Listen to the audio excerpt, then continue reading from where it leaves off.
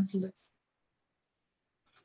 As just been reminded of us, this session is being recorded, so as stated, so be aware of that if you would like to cover yourselves up towards the to the end of photographs as well. So Clive Werrett, would you like to introduce yourself as the chair?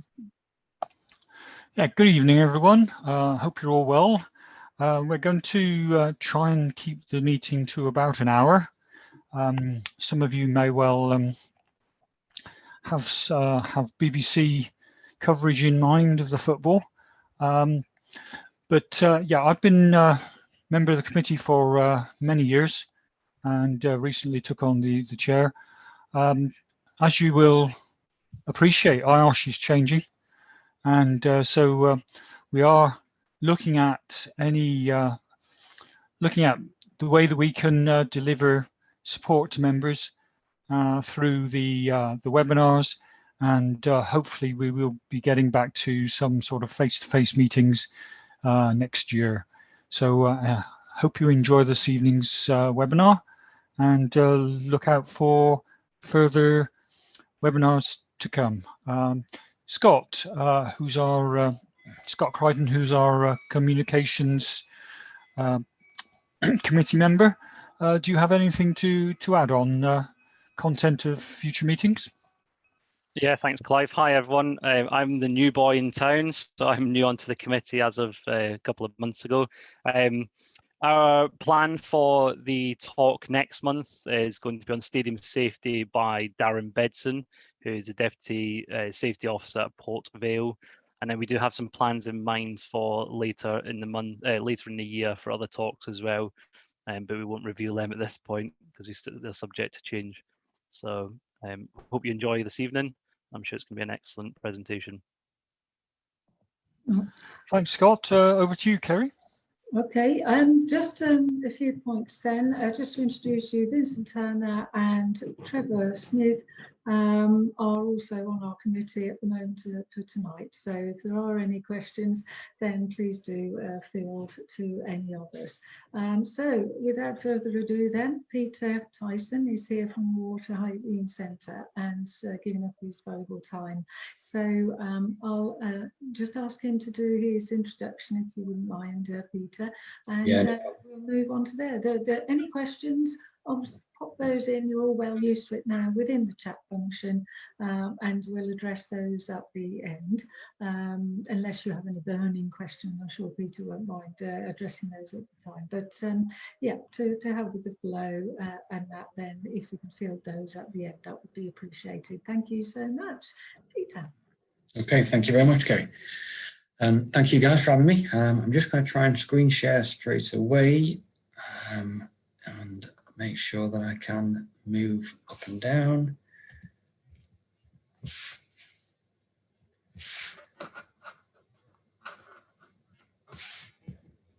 Okay, yes. Everybody see the screen. Perfect. Thank you guys for having me. I'm Pete Tyson from the Water Hygiene Centre. I have been in the industry now for 23 years. It keeps going up and makes me feel older and older every time I say it. I have been a service engineer, I have been a service chemist, a service engineer, sales engineer, an area manager and a regional director. So I work for some large organisations with a £32 million turnover, and I've also worked for some smaller organisations, and they both have their benefits and cons and pros and cons. So yeah, 23 years in the industry, and I would like to just get cracking with this if that's okay. I'm going to do a water safety briefing on chain of infection, reservoir of organisms. Okay, so this is only the second time that I've presented this, so please do not shoot me if I fall over too many words. And over the recent months, we're using Zoom, where we have learned a different language, and that is of mutees.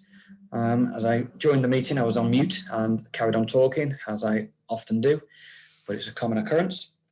And I am pleased to report that my children are currently out, but they will be bounding back in probably halfway through the meeting. So if you do get interrupted, or if I do get interrupted, I do apologise. And needless to say, talking to a group of people you cannot see or have no interaction with is a little bit disconcerting, but I'll try my best. And with the title, we will try to identify who is part of the chain of infection and what the reservoir of organisms might be. So we're all familiar with TBCs, Legionella, Pseudomonas aeruginosa, and there are other waterborne pathogens which are becoming interesting and increasingly common. So that's Cuprividis, which has been around and been identified in recent years. So the title being Chain of Infection, Reservoir of Organisms, it's worthy to note that the World Health Organization details almost 2 billion people depend on healthcare facilities with no water. And worldwide, there's 1 in 4 healthcare facilities that has no water services. 1 in 3 does not have access to hand hygiene where care is provided, and 1 in 10 has no sanitation services. So 1 in 3 does not segregate waste safely.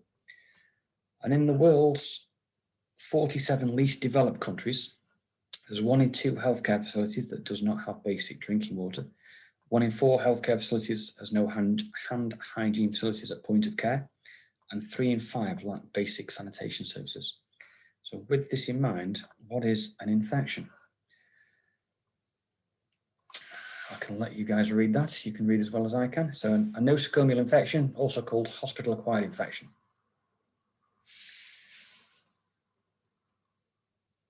So it's an infection occurring in a patient in a hospital or other healthcare facility in whom the infection was not present or incubating at the time of admission. Okay. So, chain of infection. For clarity on the terms, healthcare-associated infection or hospital-acquired infection are interchangeable terms for nosocomial infection. And the World Health Organization in 2016 issued guidelines on core components of infection, prevention and control programs at the national and acute healthcare facility level. So in the report, it states that healthcare-associated infections are one of the most common adverse events in care delivery and are an endemic burden, coupled with epidemics, i.e. the coronavirus, or major public health problems. Well, sticking with HAIs, how much of a problem are they? Okay, in May 2011, the World Health Organization issued a report on the burden of endemic healthcare-associated infection, summarizing the World Health Organization, these being, of every 100 hospitalized patients at any given time, 7 in developed and 10 in developing countries will acquire at least 1 healthcare-associated infection. At any given time, the prevalence of HAA in developed countries varies between 3.5 and 12%. In the European Centre for Disease Prevention and Control estimates that 4,131,000 patients are affected by approximately 4,544,100 episodes of HAI every year. Approximately 30% of patients in ICUs are affected by at least 1 episode of HAI. The longer patients stay in an ICU, the more at risk they become of acquiring an infection, and the high frequency of infection is associated with the use of invasive devices, in particular central lines, urinary catheters, and ventilators. Okay, so for an infection to occur, there needs to be 3 things: presence of a microorganism, immunocompromised patients, and transmission. So over the next few slides, we will take a look at each of these contributing factors. I'm going to start with immunocompromised patients. And it's fair to say we do know a little about types of patients and their susceptibility. Okay, I'm sure we've all got some experience with Legionella. It's been around for over 40 years, and guidance on the management has been around nearly that long. So thinking about Legionella, who do we know are susceptible? So it's newborn babies, neonates, increasing age, those older than 50 years. Men approximately are 3 times more likely than women to contract it. Existing respiratory disease that makes the lungs more vulnerable to infection, illnesses and underlying health conditions, cancer, diabetes, kidney disease, or alcoholism, smoking, probability of an impaired lung function, and patients who are immunocompromised as a result of illness or treatment, those on immunosuppressant drugs that inhibit the body's natural defenses against infection. So there's data from the PHE showing that the relationship between people who caught Legionella disease and those that have had underlying conditions. So looking at any underlying conditions, 2/3 of people who caught Legionnaires' disease had something wrong with them. 33% were smokers, 29% had heart conditions, 15% had diabetes. In the 2012 outbreak of Legionnaires' disease in Edinburgh, 56 confirmed cases, and 36 probable and possible cases linked to this outbreak. So there were 4 deaths who were reported amongst the confirmed cases, and a report on the outbreak detailed underlying conditions among the confirmed cases. And those were 70% had a serious underlying medical condition, 25% had a condition or were on treatment that was likely to result in immunosuppression. 16% were diabetic, and 79% were reported to be current smokers, compared with 19% in the overall Lothian population. 9% were reported to have excess alcohol consumption based on a clinical assessment of alcohol consumption greater than 21 units per week for males and 14 for females. Okay, so let's now consider another waterborne pathogen. This is Pseudomonas aeruginosa, and HTM04 details those in augmented care are the most susceptible.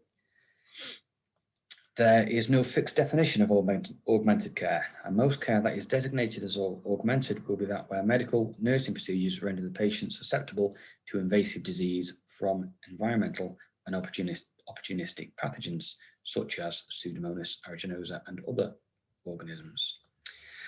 So broadly, they include critical care, adult, pediatric and neonatal, renal, respiratory, including cystic fibrosis, and ICU and ITU.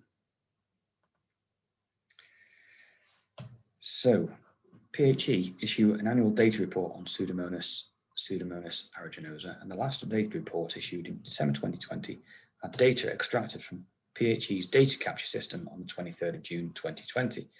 And the data is reported for 146 acute trusts and 191 CCGs, clinical commissioning groups. And the annual counts and rates being 2017 to 2018, 4,305. 2018 to 2019 was 4,186. 2019 to 2020 was 4,336. So I've just considered the 2 types of waterborne pathogens, Legionella and PSA, as we can already determine those susceptible to those pathogens and how they could be infected. So as noted at the beginning, 30% of ICU patients will pick up an HAI.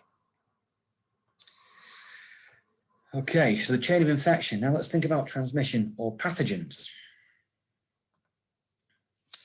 So how do people come into contact with these pathogens? The pathogens need to be transmitted. So the 2011 WHO report, World Health Organization report, identified the following transmission pathways. That is ingestion, inhalation, aspiration, or contact.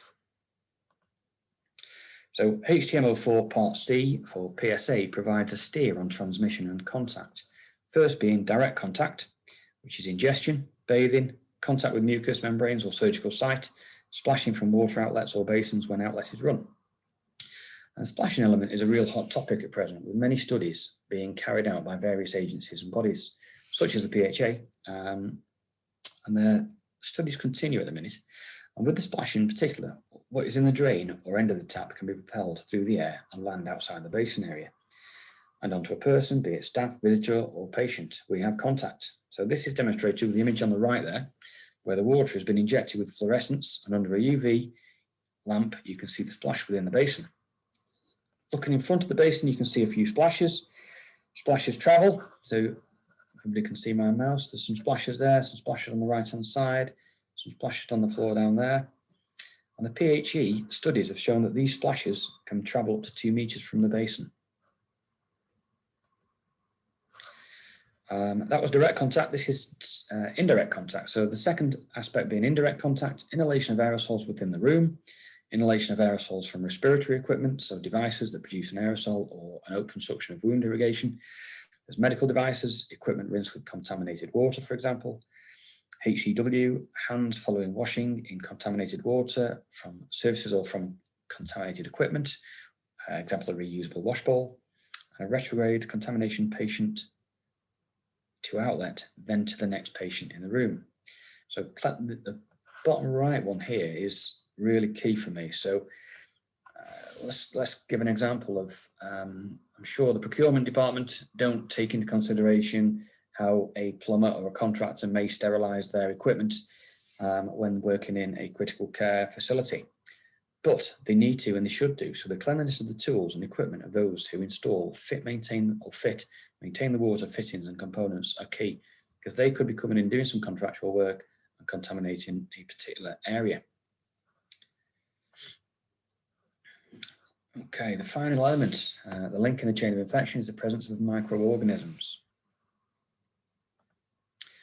Okay, so earlier on we saw this slide, and this is from the World Health Organization in 2011. We can now see the rest of the detail being those pathogens present. And bacteria such as E. coli, Legionella, and Mycobacterium, they've been around, and since 2011 we've added a few more. Okay, we've added Pseudomonas aeruginosa and Cuprivardis. And from 2012, with the outbreak in Belfast for PSA, and Cuprivardis is in recent years from the Glasgow Trust. And a little background on Cuprivardis in Glasgow. It's Glasgow, the Queen Elizabeth University Hospital, opened in June 2015. Very early on, there were signs of infections emerging with new patients. An inquiry was commissioned, and the report was published in June 2020. The report runs to 227 pages with 63 recommendations. So quite an in-depth report. And some of the findings, they were governance of the project during design, build, commissioning, and maintenance. And they did not adequately take account of the scale and complexity and specialist nature of the building project. And the project would have been benefited from greater external expertise and greater uptake of internally available expertise to support decision-making on the water and air ventilations at key points in the design, key points in the build and commissioning phases. And some of the difficulties encountered with water and ventilation systems were the result of ambiguity concerning the status and interpretation of guidance. Okay, so we know that organisms, there's a national environment for organisms, and the IOSH, which is Control of Substances Hazardous to Health, looks to firstly eliminate those substances that are hazardous to health. So can we remove our flora and our fauna and remove from our existing water systems installations? It's probably not achievable. So we can't eliminate water systems. Okay, so we need to control water systems. And as such, to comply with, to comply with IOSH, there is a need to control these substances that are hazardous to health. Okay, so we're going back a phase, and now let's think about where these microorganisms may be present. And this is hence the title of the presentation being a reservoir of organisms. So right at the very beginning, mains cold water, it's not sent to us as sterile water. Mains cold water distribution network, is it free from dead ends? Is it free from biofilms? Is it free from cracks? And the answer is no. So it's a very potential source for microorganisms to be present. So once it gets into our property, the mains cold water enters our properties. Once inside our property, it is our responsibility to manage the water and the systems to prevent the proliferation of microorganisms. And what might we have within our buildings? So we've got cold water tanks, we've got hot water generators, we've got distribution systems. Okay, this is a slide where there's a few examples of what issues may exist with these systems. There's cold water tanks, oversized, so poor turnover, poorly configured, and the gaining heat. There's a hot water generators, undersized, so not achieving temperature, not set at the right temperatures, poorly configured, and distribution systems, cut off dead ends, little used outlets, poorly configured, gaining heat due to lack of insulation, for example, or just misinstalled during service, and disassembled and reassembled incorrectly. Okay, now this is a slight problem. There's a, looks to me like it's a pigeon. I've seen a few in my time, so yeah, there are opportunities where I've witnessed pigeons within cold water storage tanks.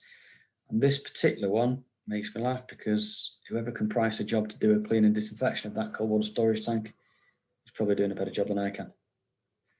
It's in an awkward position. This is some state of some an outlet, supply water, heavily contaminated.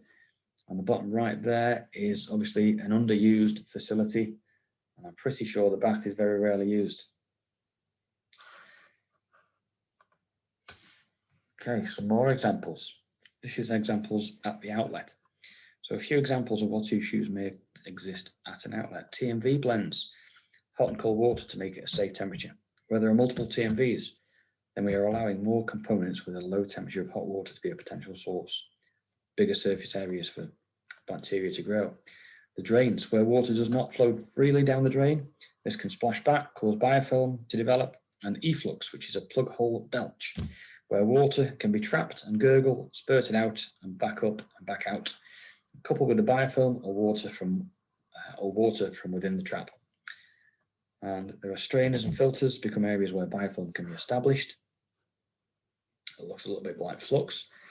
And there's also the use of non-RAS approved materials, which is potential nutrient for biofilm and bacteria. And in a lot of hospital trusts, they are removing, or they have been removing for a few years now, the flexi hoses. Some more, so let's get to the outlet itself. So there's flow straighteners and roses in the end of taps, surface area, a greater surface area for biofilm to establish. And over the last few slides, I've shared examples of reservoirs for where microorganisms can grow. And there are many, many more, and this was not an exhaustive list. So let's think about our reservoir from a human factors perspective, and that being how has the reservoir of organisms come to be? And these human factors cover all those persons who may have an impact on the water system. And these are designers, builders, maintainers, cleaners, HC staff and patients. Okay, so all of those guys and girls have got an impact on the quality of the water system within a facility. Okay, so what are some of the human factors that designers, builders introduce? Poor specification design, resulting in high inherent risk, poor control of contractors and materials, poor control of installation, no awareness of impact on components. Okay, these impact examples can include clinical wash basins being used as urinals during construction. And I am told that that is urine. And somebody had to put their hand in there to do a job, and that was their surprise. And components are not kept sealed and covered, and domestic hot water returners not installed to the specification detailed. A recent example, a new build with 150 outlets, and none were installed to the specified 300mm. Okay, so what are some of the human factors that maintenance and cleaners introduce? I think we've got an idea, but some of the strainers, so incorrect components being used, poor installation of components, poor storage of materials, and incorrect processes.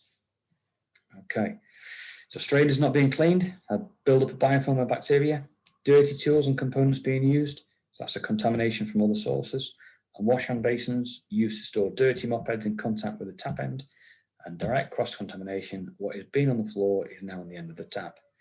And cleaners taking the cleaning cloth from the waste aperture up to the end of the tap, and direct cross-contamination, what is at the plug as waste is now on the end of the tap. Okay, so some of the human factors that HC staff and patients introduce. Incorrect use of the outlet and no use of the outlet at all. Okay, what could they do? They could also pour the wrong fluid down a wash basin, drinks, patient wash water, etc. Not using outlets, little used outlets, infrequently used. Patients using the wash basins as urinals. And over the last few slides, I've shared examples of human factors that impact on the reservoir of organisms. There are many, many more for sure. And again, this was not an exhaustive list. So I think I'm a little bit early and I've raced through those because football's on, but this concludes my presentation and it's time to bring home some of the takeaway points.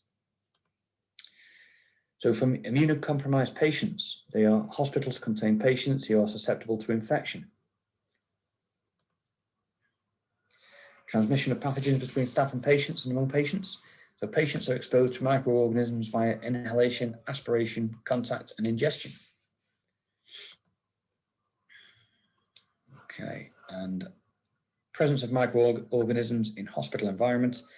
Microorganisms are naturally occurring and we are not going to eliminate them. So a combination of favourable conditions exists for their proliferation.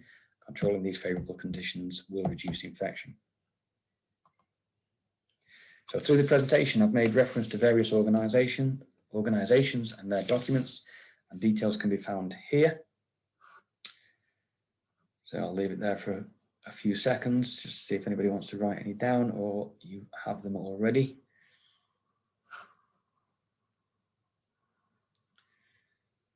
Okay, and thank you for listening. As I said, I've raced through there a little bit quicker than I normally do with a bit of interaction, but some continued learning for you. We do a weekly blog posted on our website and LinkedIn. So follow me or the Water Hygiene Centre on LinkedIn too to see the blogs. And we do a YouTube channel, and we so you go to YouTube and search Water Hygiene Centre, you'll find our channel and you can view videos. We've got 5 videos up there at the minute, which is temperature monitoring, sampling for Legionella, sampling for PSA, clarifiers, internal inspection, and flushing of little used outlets. And I do believe that is me, so I will hand back to Kerry, if that is okay. Yeah, oh, thank you, Peter. That's fascinating and horrifying all at the same time, really, isn't it? Thank you. I'll try my best. Goodness me. I mean, I come from originally the healthcare sector. I used to work in ITU. I was a sister in ITU, and well, I won't say in my day, it was very stringent practices as well then. So, and they have to be even more so now. So it is really surprising, you know, the bad practices that, and they can easily come in, can't they, really? And staffing levels, all the stresses that everyone has within that sector, you know, it is well documented, and from individuals suffering those. So, you know, that really is an excellent presentation to highlight those, and really gives us a good electric shock into saying, look, we haven't cleared all this yet, you know, they're still there, and that's really apt. So thank you very much, Peter, for that. And I didn't know whether there's any questions. There haven't been, other than the slides. You're going to send us the slides, are you, Peter? Yes, yeah, can do, no problem. Yep. We'll put those on with a recording, so in case you can't get either. So it's mainly the last slide. I think Rob has asked. The last slide is one of those. I presume it's for the links, you know, to, is that, Rob, the one that you wanted for all the links? Yeah, great, lovely. So yeah, we'll do that, and we'll have those slides from you as well, Peter. So just getting with us, and I can send those on to you, Rob, if that's okay. If you can just email me at the South Midlands link. I'll put that at this first chat section there. I'll put southmidlands@ioshNetworks.com. If you can just send me your email, and then I can send on the presentation to you anyway with all of that data there. So any other questions from anyone? Clive, was that what you were expecting there? Do you want to pipe in? Yes, thank you, Peter. Very enlightening. I think a lot of our members aren't necessarily in the hospital sector, healthcare sector, but it appeared to me that most of these infections would appear in any workplace. It's just that in a hospital setting, there is more chance of transmission to people, and better recording. Is there any information on whether or not employees in other professions get similar diseases? Yeah, there are. You made a great point there, Clive, which is the nosocomial aspect. If you've got an illness, or you've got an opportunity for contracting another illness, you're going to contract that predominantly in a hospital environment, where there are more cases of PSA and waterborne pathogen infections. But that's not to say that there aren't sites, industrial sites, domestic dwellings, where we need to take that into consideration. And we do a risk assessment in relation to waterborne pathogens.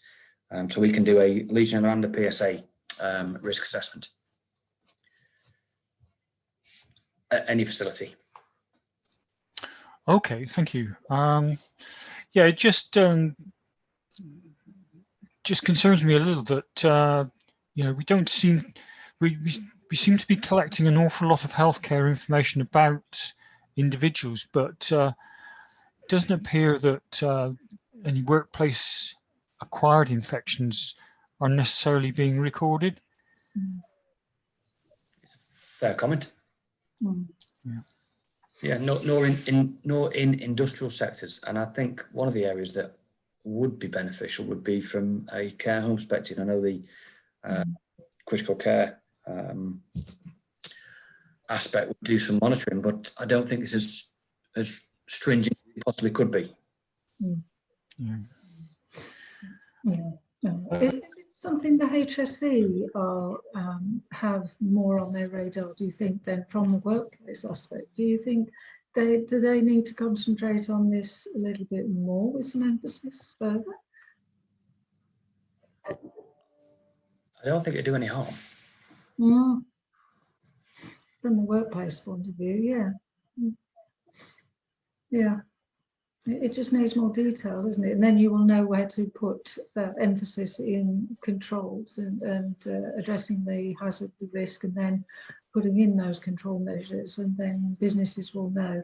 Although, you know, a lot of businesses are doing quite well, really, with some of their measuring, but you do have to have a team of people to do that work.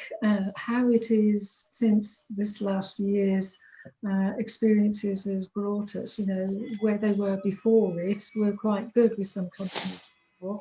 Now I'd like to go back and compare to see how, and with opening up of the workplaces, and this is something, Clive, I know you've been looking at, is looking at opening up workplaces. Now we're trying to do a blended approach of working from home and you know, within the workspace and the offices and that. So, you know, is that something we do need to target more in the HSE as well, or local authorities?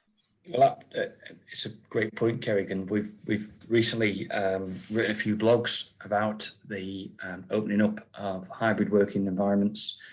Back in the lockdown 1.0, I co-wrote an article for Chartered Institute of Environmental Health, and that was in relation to reopening facilities and what should be the actions to be undertaken in various sorts of properties, facilities, whether it be, you know, because a lot of people basically turned the lights off at lockdown 1.0 and walked away, and some people drained systems, some people kept systems live, but there was no thought process at the time as to, well, do we need to go in and flush? Do we need to make sure that it's got, you know, do we disinfect on the way on when we reopen? What are we doing exactly? And how do we go about doing it? And that wasn't taken into consideration at the time. And I believe there was a lot of information on LinkedIn at the time and social media that was suggesting that the two COVID symptoms were exactly the same as Legionnaire's disease. Well, they were similar, but the transmission was a lot different, and that gave a bit of scaremongering within the industry at the time, which I believe was incorrect and shouldn't have happened, but that's social media for you. Yeah, that's the trouble. But 100% that we should be focusing on reopening, whether it be hybrid workplaces or you know, going back into the office. Yeah, and that ties into, we've got a couple of questions now. Adele said, really, do you think that we've taken our eye off the ball with water hygiene due to COVID? And that sort of links into that then, doesn't it, really? Yeah, it does. And yes, I believe so. We've started opening up, our facilities have started opening up, and there's an influx of requests to do risk assessments. And the industry at the time, you know, was unsure whether we were classed as critical workers or key workers. It was deemed, you know, to a month or two maybe past. Some companies were going in and doing the flushing and doing the maintenance, etc. And then it was deemed that the industry classed itself from the LCA accreditation aspect side of things, that the industry was a key worker aspect. But that, I still believe that we have not had as rigorous water hygiene processes and policies in place since COVID, because it's taken probably 50-60% of our day-to-day life and working. Yeah. Yeah. Yeah. I mean, it's going to, isn't it, really? So there's a question from Joan Foster. What's the difference between PSA and Legionella risk assessments? If you could answer that one. It's a great question.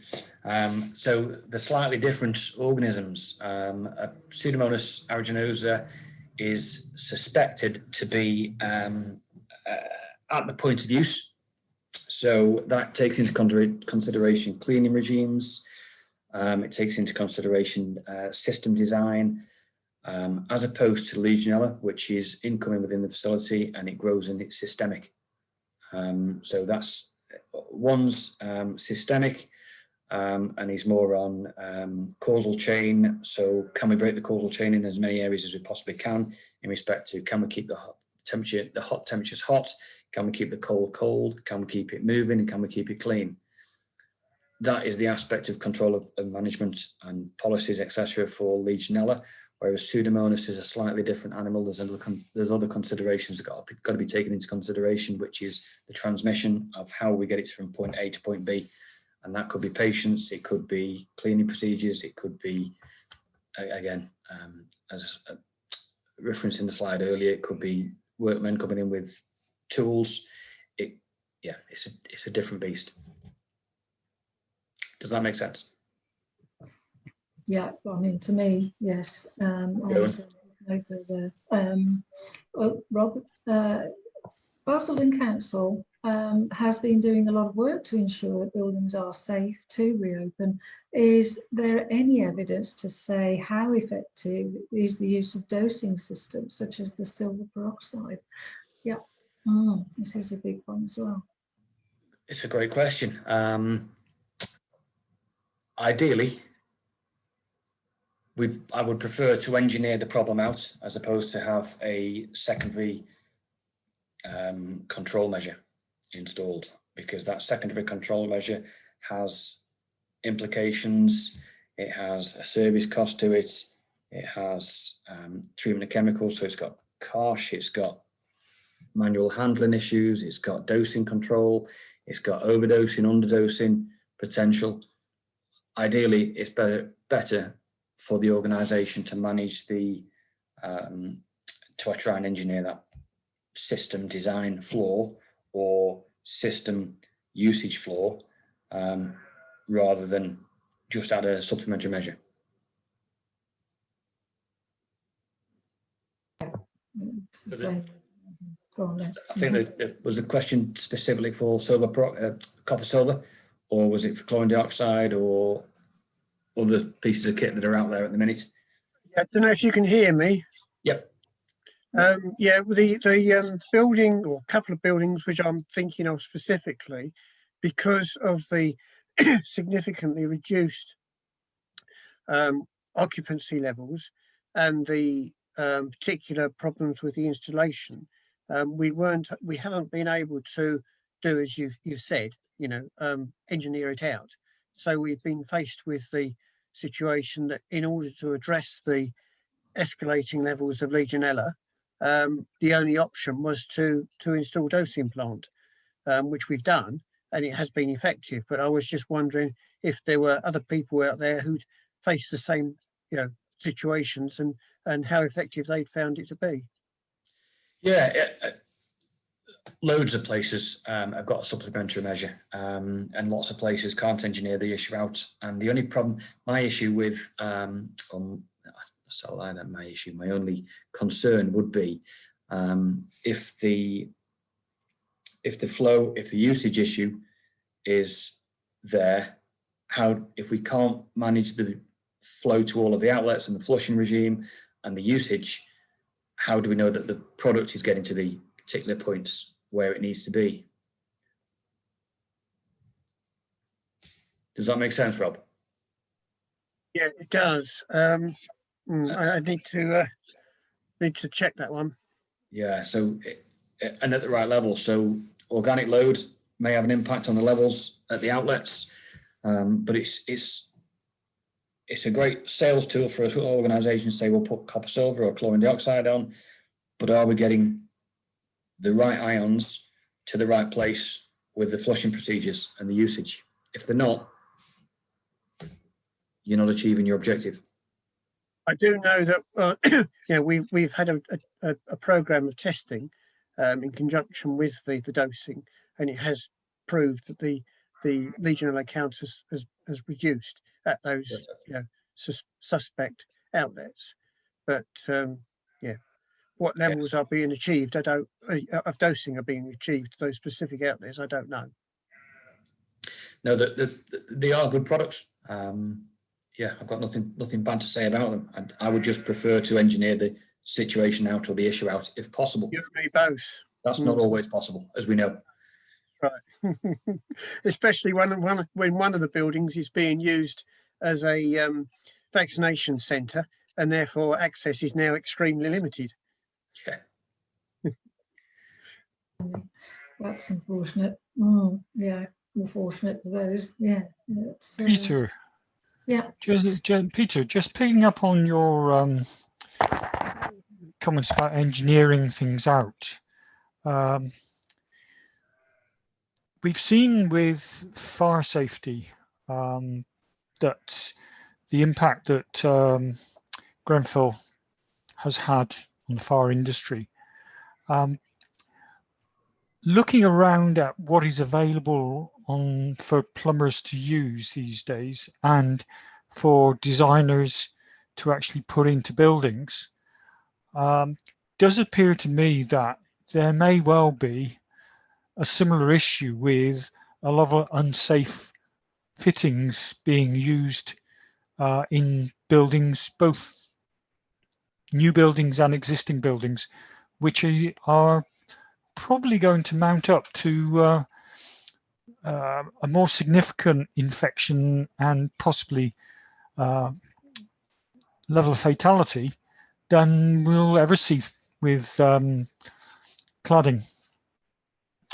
Any comments on that? One of the drivers for the Water Hygiene Centre is to try and educate at the front end. So as you know, from a design and build, a new building doesn't just come up overnight. They go through design phases, and the architects, what's next? So we've got architects, you've got the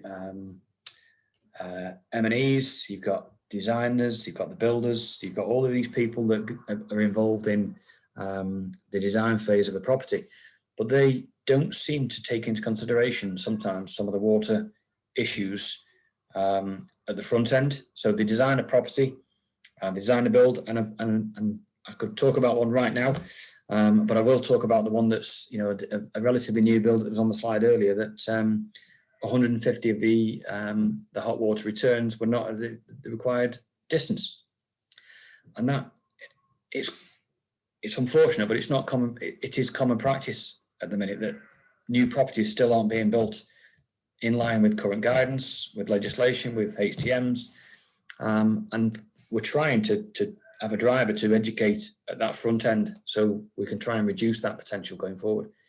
I'm not suggesting it's easy, and I'm not suggesting that we can do it, but surely it's got to be of beneficial value to maintenance companies going forward, and also reduce the risk. Isn't this just a classic example of cost benefit?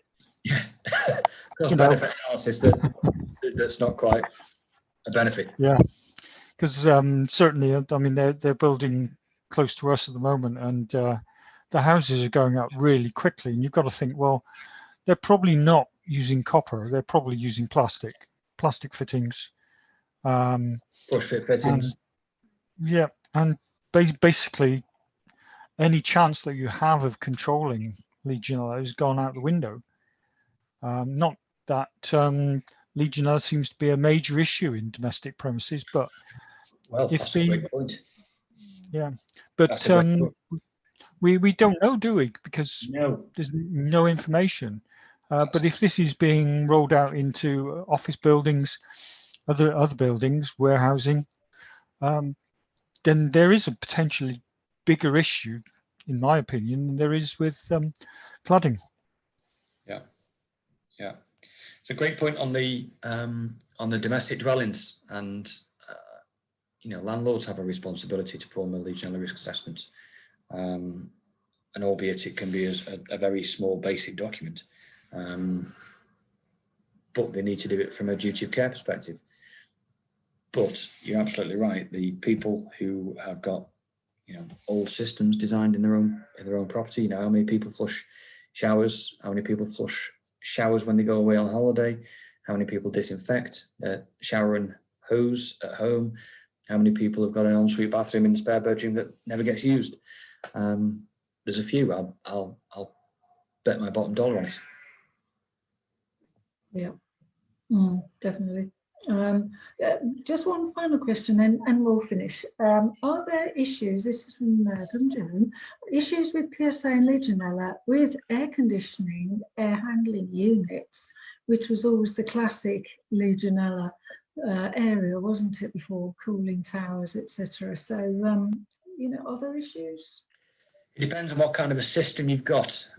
If you've got, cooling towers and evap condensers are normally on the opposite side of the heat exchanger, and an air handling unit. Again, it depends on what sort of air handling unit you've got as to the risk there. There are you know, the ones that are in ceilings that have got a drip tray, that have got stagnating waters because the drain may be not in the right position. They used to get a chlorine tablet dropped into them so that they would disinfect the drip tray.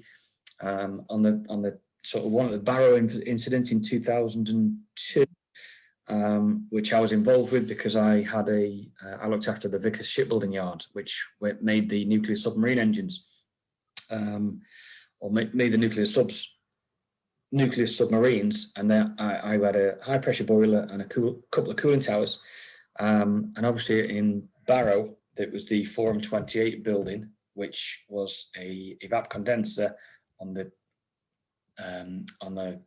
chilling side of the heat exchanger that was linked to an air handling unit. The air handling unit was not the risk. The risk was the evap condenser, which was producing a plume which went over the alleyway in Barrow Town Centre. Yeah. So it depends. Right. Oh, thank you. That was informative and very, very informative. Yeah, and the case studies for those are very informative as well, and the controls that they implemented from those as well, Barrow particularly. Okay, thank you. Well, really enjoyed that. Thanks, Peter, for that session and your time. And thank you, everybody that's attended for tonight. I know it's difficult with the football on at the same time if you're interested in football. So we'll finish off now, and if the committee could just hold on just for another minute after everybody, please, just to finalise. Sorry, Kerry, to cut across. You're going to just, obviously, everyone on the call, we'll send a feedback survey. If you could complete that as well, that would be much appreciated. It's only a minute or two to do that. It would be appreciated. Thank you. Lovely. All right. Well, thank you very much, and we'll close the session then. Yep. Thank you indeed, and enjoy your evening. Thank you, everyone. Thank Bye. you. Yeah, everyone.